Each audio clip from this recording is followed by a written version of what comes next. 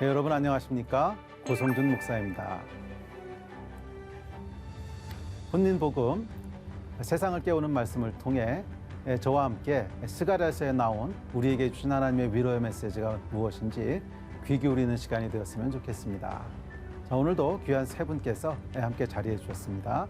모두 환영하고 반갑습니다. 안녕하세요. 안녕하세요. 네, 스가랴서 네 번째 시간입니다. 우리가 지난 시간까지 스가랴서 그 환상들을 살펴봤는데요. 네. 오늘도 계속 이어서 세 번째 환상을 살펴보려고 합니다. 스가랴서 전반부는 스가랴가 하룻밤에 보았던 8가지 환상의 이야기를 다루고 있는데요. 첫 번째 환상은 화석류 사이에 서신 분, 그래서 모든 좋은 것을 주신 하나님, 네. 또 회복을 주신 하나님, 그런 내용이었다면 두 번째는 네 뿔과 네 대장장이에 대해서 살펴봤습니다. 네. 자, 네 뿔과 네 대장장이는 하나님께서 그 대장장이를 보내셔서 네 뿔을 치신다 하는 내용이었죠. 그래서 원수 갚고 보복하는 것은 교회의 역할이 아니라 필요하면 하나님 심판하시는 것이고 교회는 어쨌거나 하나님 앞에 바로 서기를 힘쓸 때 그때 하나님께서 필요할 때마다 대장장이를 보내셔서 뿔들을 치신다. 그렇게 살펴봤습니다. 자, 오늘은 스가랴서 2장 말씀인데요. 스가랴서 2장의 스가랴의 세 번째 환상에 대해서 살펴보도록 합시다. 자, 우리 말씀 같이 좀 읽어볼까요? 자, 시작. 내가 또 눈을 들어본즉 한 사람이 측량줄을 그의 손에 잡았기로 내가 어디로 가느냐 물은즉 그가 내게 대답하되 예루살렘을 측량하여 그 너비와 길이를 보고자 하노라 하고 말할 때에 내게 말하는 천사가 나가고 다른 천사가 나와서 그를 맞으며 이르되 너는 달려가서 그 소년에게 말하여 이르기를 예루살렘은 그 가운데 사람과 가축이 많으므로 성곽 없는 성읍이 될 것이라 하라. 여호와의 말씀에 내가 불로 둘러싼 성곽이 되며 그 가운데에서 영광이 되리라. 아멘. 자, 세 번째 환상은 측량줄을 잡은 자가 등장하는 환상입니다. 측량줄을 잡은 자가 등장하는 환상인데, 자, 이 세 번째 환상의 주제는 뭐냐면 예루살렘을 다시 재건하시는 거예요. 네. 그래서 그 포로 이후의 구약 성경을 보면 크게 성전을 재건하고 또 조금 있다가 성벽, 그러니까 예루살렘 성읍을 재건하게 되죠. 그래서 두 가지 이야기가 중심을 이루는데, 그래서 이 성전을 재건하는 이야기가 이제 학개, 스가랴, 그리고 또 역사서에서는 에스라 이런 사람들에 대한 이야기라면 성벽을 재건하는 것은 그거보다 조금 후대의 얘기입니다. 그래서 느헤미야가 이제 중심이 돼서 2차 귀환하고 3차 귀환하고 했던 사람들이 성벽을 재건하게 되는데 그것은 이제 기원전 약 444년 뭐 이때쯤 얘기예요. 자, 그런데 성전과 성읍은 영적인 의미가 조금 달라요. 자, 성전이라고 하는 것은 영적인 것을 의미합니다. 하나님이 거하시는 곳. 그래서 우리의 어떤 삶을 놓고 얘기하자면 우리 삶 중에서 특별히 좁은 의미의 영적인 신앙생활에 해당하는 것이 성전을 재건하는 거라면, 성읍이라고 하는 건 뭐냐면 우리 삶의 터전이에요. 매일매일 먹고 살아가고 뭐 직장에서 일하고 뭐 집도 져야 되고 하는 삶의 터전이 이제 성읍이죠. 네.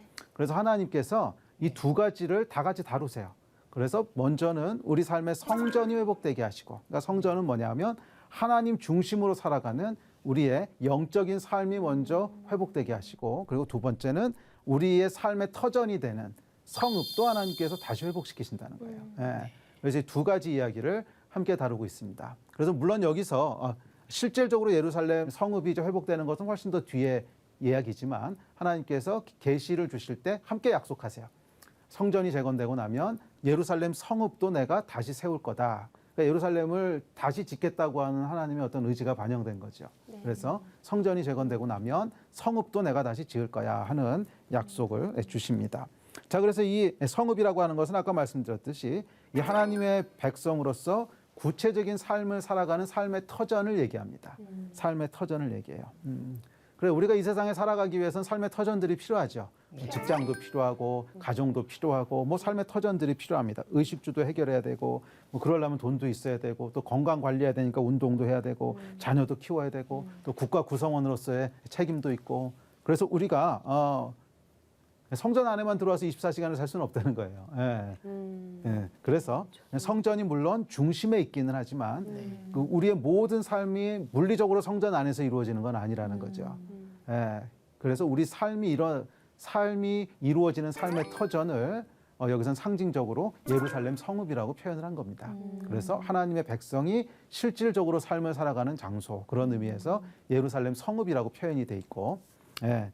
그러니까 성전하고는 조금 다른 개념이죠. 그러니까 물론 그 예루살렘 성읍 안에 성전이 가운데 딱 존재하긴 하지만 어쨌거나 두 개는 이제 분리되어 있는 것입니다. 그래서 하나님께서 당신 백성에게 주셨던 율법들, 규례와 법도들을 보면 성전을 섬기는 법도들도 물론 있는데 그것만 있는 것이 아니라 매일매일의 삶 가운데 어떻게 해야 되는지에 대한 율법도 아주 많이 있습니다.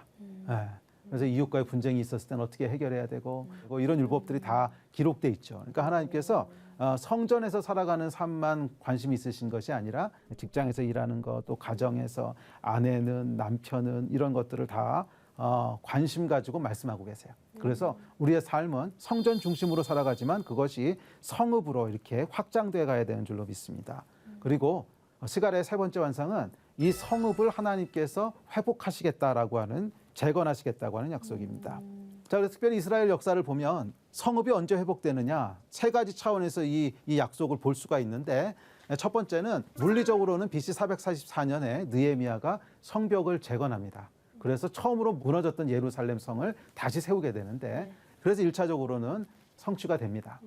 두 번째는 이 약속의 말씀은 신약 시대를 살아가는 우리 하나님의 백성들에게 우리 삶의 터전을 다시 회복시키시는 그런 영적인 의미로 성취되어야 됩니다. 그리고 마지막 세 번째, 예수 그리스도께서 재림하실 때는 새 예루살렘이라고 예언돼 있죠. 계시록에 보면 새 예루살렘의 예언을 통해서 완성될 거예요.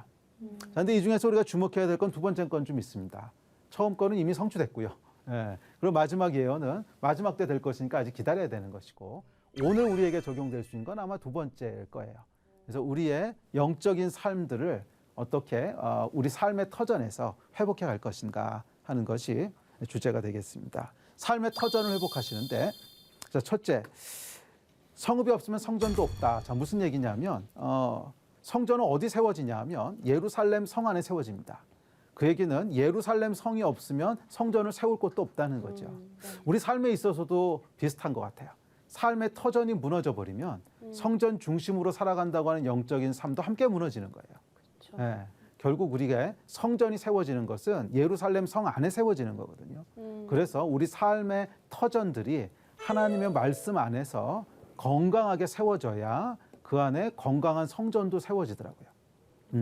그래서 우리 삶에 가정이면 가정, 또 직장이면 직장에서 건강하게 돼야 되는 것 같아요. 그러니까 사람들과의 관계도 건강하고 또 직장에서 일하는 것도 건강하고, 그런 건강한 삶의 터전들이 세워졌을 때 그 위에 성전 중심으로 살아가는 영적인 삶들이 건강하게 세워지는데, 그렇지 않고 성읍이, 성이 다 무너져 있으면 그럼 성전을 세울 곳도 없는 거죠. 그래서 탄탄한 삶의 터전들이 확보되었을 때 성전이 세워질 수 있다 하는 것을 기억하시면 좋을 것 같습니다.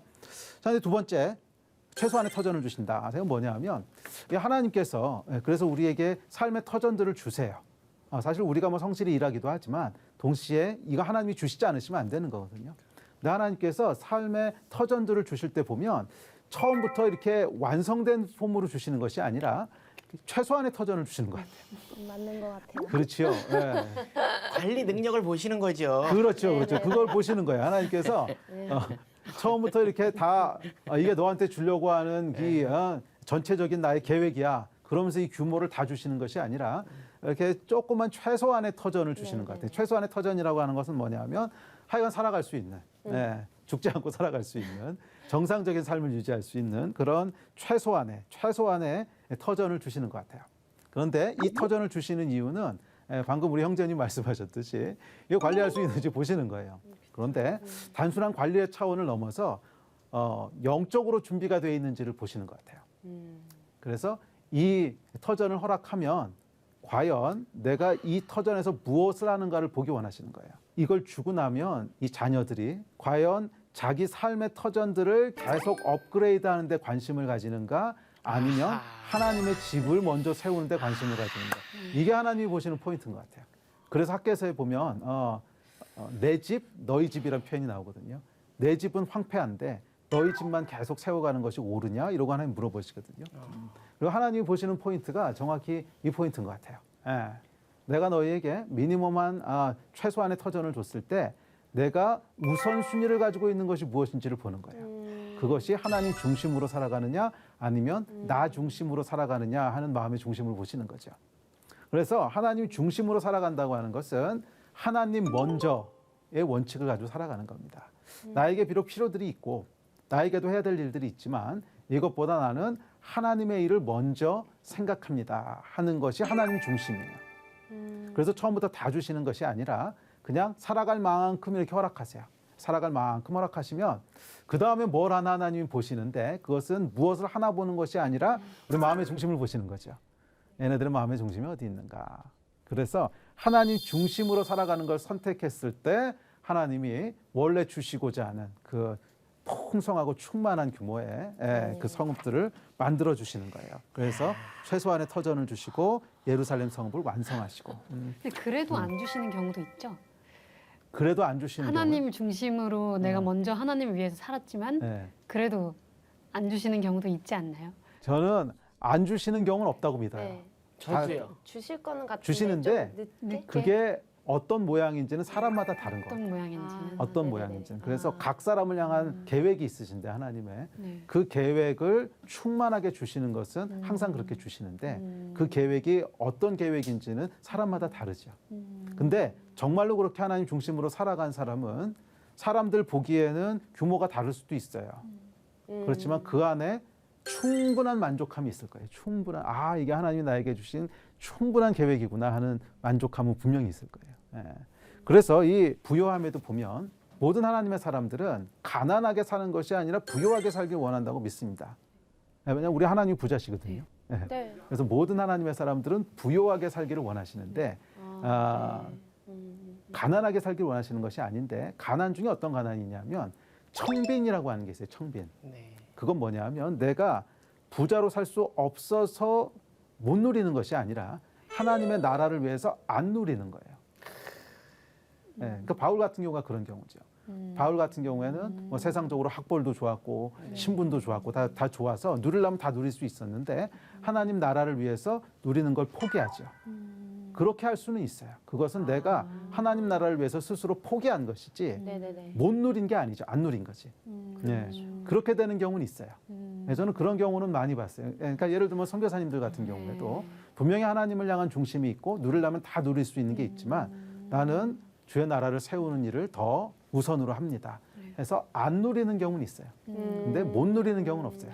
그건 차이인 것 같아요. 네. 자, 그래서 이건 하나님께서 최소한의 터전을 주시고 우리가 하나님 중심으로 살아가는 삶을 살아가기 시작할 때 그때 하나님께서 이 성읍을 완성해 주세요. 그래서 풍성하게 하세요. 풍요롭게 하시고 모든 것을 다 누리게 하세요. 자, 그럴 때 이제 하나님께서 이렇게 약속을 하십니다. 이르되 너는 달려가서 그 소년에게 말하여 이르기를 예루살렘은 그 가운데 사람과 가축이 많으므로 성곽 없는 성읍이 될 것이라 하라. 성곽 없는 성읍이라고 하는 건 뭐냐면 성이 너무 커져서요. 성곽을 세울 수가 없다는 거예요. 사람도 너무 많아지고 그렇겠네. 가축도 너무 많아져서 너무 많으니까. 성곽을 세울 수 없을 정도로. 와, 예. 대단하다. 그러니까 이것은 엄청나게 풍성함을 누리게 하시겠다고 하는 그런 약속입니다. 예. 그래서 이 하나님의 임재가 있는 곳에는 항상 풍성함이 있습니다. 두 종류의 터전이 있어요. 성경에 등장하는 아주 대표적인 성들이 몇 개 나오는데 아마 여러분도 아실 거예요. 가장 대표적인 성이 물론 예루살렘 성이고 그 다음에 또 많이 등장하는 성이 바벨론 성이라고 또 등장하죠. 또 창세기에 가보면 가인이 가인성을 또 세웁니다. 그래서 이 성들이 몇 개가 등장하는데 사실은 가인성하고 바벨론 성하고는 영적으로 이제 같은 건데 자, 그래서 이 가인성 또는 바벨론 성과 예루살렘 성이 있는데 이 두 개는 아주 극명하게 대비가 됩니다. 예루살렘 성은 하나님이 주시는 하나님의 터전이고 바벨론 성은 사람이 세워가는 사람의 터전이에요. 네. 자, 가인성에 보면 이렇게 나옵니다. 주께서 오늘 이 지면에서 나를 쫓아내시온즉 내가 주의 낯을 배웁지 못하리니 내가 땅에서 피하여 유리하는 자가 될지라 무릇 나를 만나는 자마다 나를 죽이겠나이다. 가인이 여호와 앞을 떠나서 에덴 동쪽 노 땅에 거주하더니 아내와 동침함에 그가 임신하여 에녹을 낳은지라 가인이 성을 쌓고 그의 아들의 이름으로 성을 이름하여 에녹이라 하였더라. 그래서 가인이 성을 쌓죠. 자, 근데 이 이야기를 보면 이제 가인이 아벨을 살인하고 난 다음에 했던 일인데 하나님 앞에서 죄가 들어오니까 두려움이 올라오기 시작합니다. 그리고 다른 사람들이 나를 죽이면 어떡하지? 그런 두려움이 올라오기 시작하고 또 이 하나님을 떠나고 나서 보니까 스스로 자기가 뭔가 자기 삶을 책임져야 된다라고 하는 그래서 스스로 자기를 책임지려고 하는 독립적인 생각들 또 그러다 보니까 욕심이 계속 생깁니다. 그래서 가인이 이 다음에 뭘 하냐 보면 계속 다른 땅들을 정복해서 넓혀가고 정복하고 죽이고 아내를 여러 명 얻고 막 이런 일들을 하거든요. 그러니까 욕심이죠. 네. 그래서 하나님을 떠난 인간은 욕심과 그다음에 두려움에 의해서 자기 삶의 터전들을 끊임없이 개척하고 싶어 합니다. 그게 이제 바벨론성 또는 가인이 쌓았던 에노성 뭐 이런 성들의 대표적인 특징이죠. 그래서 이 하나님을 떠난 이 사람들은 스스로의 터전을 만들고 싶어 해요. 그리고 그 동기는 두려움과 욕심이에요. 두려움과 욕심에 의해서 자기 스스로 삶의 터전들을 만들려고 합니다. 사실 이것은 뭐 특별한 모습이 아니라 하나님을 모르는 모든 사람들이 그냥 살아가는 모습이죠. 예. 네. 그래서 어떻게든지 우리 터전을 조금 더 넓히고 싶어하고 갖고 조금 더 싶어하고. 탄탄하게 만들고 싶어하고 근데 그게 사실 보면 두려움이거든요. 예. 그 안에 이거를 이렇게 하지 않으면 내 인생이 망가질 것 같고 뭐 사람들에게 무시당할 것 같고 인생이 실패한 것 같이 느껴지고 그러니까 그런 동기 때문에 계속 삶의 욕심을 가지고 터전을 만들어 나갑니다. 자기 영향력을 계속 넓히려고 하고 직장에서 더 높은 곳으로 올라가려고 하고 뭐 이런 노력들을 계속 하는 거죠. 예. 그게 사실은 바벨론 성이에요. 바벨론 성의 터전을 쌓는 건데 반면 예루살렘 성은 어떤 성이냐면 이건 우리가 쌓는 게 아니에요. 그러니까 예루살렘 성은 하나님 중심으로 하나님 성전을 세워나갈 때 하나님께서 그냥 하나님께서 세워주신 터전이에요. 그래서 마지막에 계시록에도 보면 새 예루살렘이 내려오는데 하나님의 백성들이 짓는 게 아니에요. 그냥 하늘에서 내려와요. 네. 자, 이게 상징하는 게 뭐냐면 하나님이 그냥 주시는 거라는 거예요. 네. 그래서 우리가 하나님 중심으로 살아갈 때 하늘로부터 내려오는 터전이 있다는 거예요. 내가 노력하지 않았는데 하나님이 누리게 하시고 내가 노력하지 않았는데 하나님이 나를 세우시고 하는 터전들이 있다는 거예요. 그리고 그것이 예루살렘 성읍입니다. 오빠가 아무것도 하지 말래요. 예. 근데 사실 여기서 뭐 조금 질문 나올 만한 건 있어요. 그럼 우리가 아무것도 안 하고 있어도 이 하나님 주신다는 얘기니까. 그건 아니죠. 그렇죠. 역시 오빠는 개그맨. 재밌어. 근데 포인트가 뭐냐면 뭐 성실하게 일하지 말라는 게 포인트가 아니라 네. 우리는 성실하게 최선을 다해야 돼요. 그런데 마음의 중심이 뭐냐는 거예요. 두려움과 욕심 때문에 그 성실한 것을 하느냐 아니면 하나님이 주시는 그 평강 가운데 전혀 다른 동기를 가지고 첫째는 하나님의 영광을 위해서 그리고 둘째는 이웃들을 축복하기 위해서 그런 사랑의 동기를 가지고 성실하게 일하느냐 하는 이거에 대한 얘기지 성실하게 일하는 거에 대한 것은 뭐 당연히 해야 됩니다. 네. 그런데 어쨌든지 간에 그 동기에 따라서 바벨 성을 쌓아가는 사람도 있고요. 예루살렘 성에 거하는 사람도 있어요. 그런데 결국 복은 어디 내려오냐면 예루살렘에 내려오는 거예요. 왜냐하면 거기 성전이 있으니까. 아멘. 그래서 우리의 욕심과 우리의 생각을 가지고 열심히 바벨성을 쌓아가는 사람은 나중에 우리 2장 후반부 볼 때 나오겠지만 바벨론에서 빨리 나오라고 하나님 말씀하십니다. 또 계시록에도 보면 큰 성 바벨론이 무너졌도다 큰 성 바벨론이야. 그럼 하나님의 백성은 그 안에서 빨리 빠져나오라고 말씀하시거든요. 자, 그 이야기는 물리적으로 우리가 어떤 장소를 떠나라는 것이 아니라 우리가 살아가는 삶의 중심이 나의 욕심과 두려움에 의해서 하나님 없이 내가 스스로 삶의 터전을 계속 닦아가는 것을 빨리 내려놓으라는 거예요. 그렇게 살아가는 데는 복이 없다는 거예요. 그것은 반드시 무너진다는 거예요.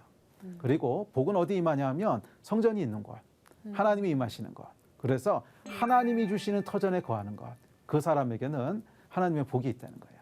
그래서 이 세 번째 완상은 이 두 가지 성읍에 대한 걸 대비합니다. 그래서 하나는 바벨론 성읍에서 살아가는 사람과 예루살렘에서 살아가는 사람. 자, 그런데 이 예루살렘에 대해서 뭐라 그러냐면 불로 둘러싼 성광이 있고 그 가운데 영광이 있대요. 자, 그래서 이 예루살렘 성의 특징은 뭐냐면 불성곽, 하나님께서 불성곽이 되신다는 거예요. 그래서 두려워할 필요가 없다는 거예요. 하나님이 지켜주신다는 거예요. 그 약속이고 두 번째 그 안에는 하나님의 영광이 머무신다는 거예요. 이 하나님의 영광이라고 하는 것은 하나님의 속성인데 하나님의 거룩하심, 또 하나님의 능력, 또 하나님의 풍요하심 그게 그 안에 나타난다는 거예요. 그래서 바벨론 터전에 사는 사람들은 결국 불행을 맛보게 될 것이지만 예루살렘 성읍에 머무는 사람들은 불성곽으로 보호해 주실 것이고 그 안에는 하나님의 영광이 거하셔서 풍성함과 또 하나님의 능력과 또 하나님의 사랑과 영광이 다 드러나는 삶을 살게 될 거라는 거예요. 네, 그래서 바벨론이 아니라 예루살렘에 거하시는 여러분 되시기를 주의 이름으로 축복합니다. 아멘. 아멘. 자, 오늘 강의 여기까지 합시다. 혹시 질문 있으시면 좀 하시겠습니까? 저 질문이 하나 있는데 예. 그 아까 목사님께서 성읍 예. 성전 얘기하시면서 성읍이 터전이고 예, 예. 성전은 신앙이라고 하시면서 성전에만 막 집중하는 사람들 중에 예. 성읍이 다 무너져 있는 사람들이 예, 있다고 예, 하셨잖아요. 예, 근데 예. 거기서 궁금했던 게 하나님 신앙이 중심이고 신앙이 먼저고 하나님이 예. 먼저가 예, 예, 예. 되면 이렇게 모든 것이 형통할 수 있고 이런 게 아닌가? 왜 삶의 터전은 무너져 있을 수밖에 없는가? 우리가 기도하고 하나님께 나아가면 우리가 끊어졌던 관계들도 회복될 수 있는 거 아닌가? 네. 뭐 이런 의문이 들었거든요. 그렇죠. 그게 네. 이제 정상적으로는 그렇게 돼야 되는데 네. 그렇게 되지 않다고 하는 것은 뭐냐면 네. 지금 내가 보이고 있는 이런 영적인 열심이 뭔가가 잘못돼 있다는 뜻이겠죠. 다른 방향으로 하나님 원하시는 방향이 아니라 그렇죠. 뭐 아. 하나님 원하시는 방향이 아니든지 네. 아니면 그렇게 하나님께 열심을 내는 동기가 동기가. 좀 잘못된 동기든지 그러니까 율법이거나 네. 뭐 아니면은 그 사실 우리 민족은 보면 원래 열심히 있는 민족이라서 그 옛날에도 성황당에서 이렇게 불떠놓고 빌고 그렇잖아요. 그러니까 그거하고 똑같은 마음으로 하나님께 빈다든지 자기가 뭔가 잘못돼 있기 때문에 삶의 터전이 무너지겠죠. 제대로 돼 있다면 무너지지 않죠. 적어도 저는 제대로 돼 있다면 네. 최소한의 터전은 반드시 주신다고 믿어요. 최소한의 네. 터전은 네. 네.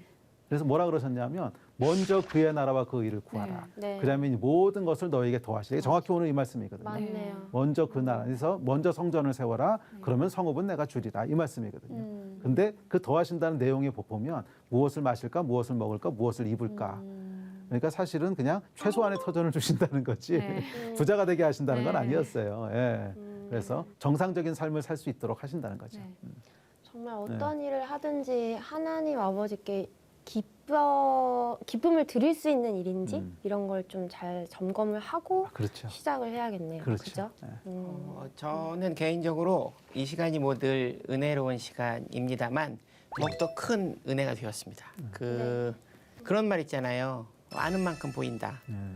제가 작년에 코로나 때문에 1년 동안 행사를 총 3개를 했거든요. 아이고 주여. 그래서 1년 동안 행사를 3개 했는데 더 놀라운 건 뭐냐면 빚을 지지 않고 살았어요. 그래서 제가 출애굽해서 광야의 이스라엘 백성처럼 아, 하나님께서 나와 함께 하시는구나라는 거를 깨달은 지난 1년이었거든요. 근데 오늘 목사님께서 주시는 이 스가랴 말씀을 통해서 이제는 성전을 지어라.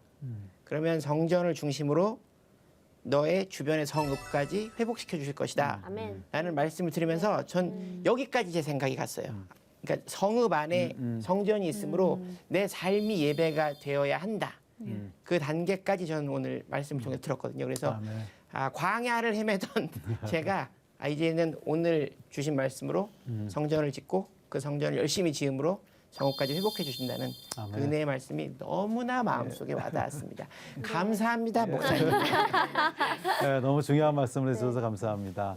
사실은 성전을 세워간다고 하는 것은 보이는 어떤 영적인 행위만 한다는 것이 아니라 삶의 모든 부분에서 직장에서 일도 하고 또 아이도 키우고 하는데 그 마음의 동기가 정말 하나님을 사랑하고 하나님을 기뻐하시는 동기에서 행하는 거죠. 그게 성전을 세워가는 일입니다. 그랬을 경우에 하나님께서 모든 것을 책임지시고 부욕해 하실 줄 믿습니다. 아멘. 네, 수고 많이 하셨습니다. 또 다음 시간에 다시 뵙겠습니다. 오늘 너무 감사했습니다. 감사합니다.